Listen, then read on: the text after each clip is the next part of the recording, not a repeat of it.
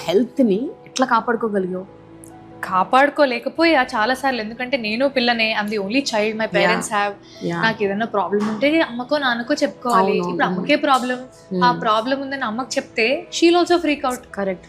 So I was being quiet. I'm like, ఒకటే, ఇన్ని రోజులు మనం పిల్లగా ఉన్నాం, తను నన్ను చూసుకుంది. I think it's time for role reverse. ఇన్నేళ్ళు నా కోసం కష్టపడింది, ఇన్నేళ్ళు నా కోసం ఇదంతా చేసింది.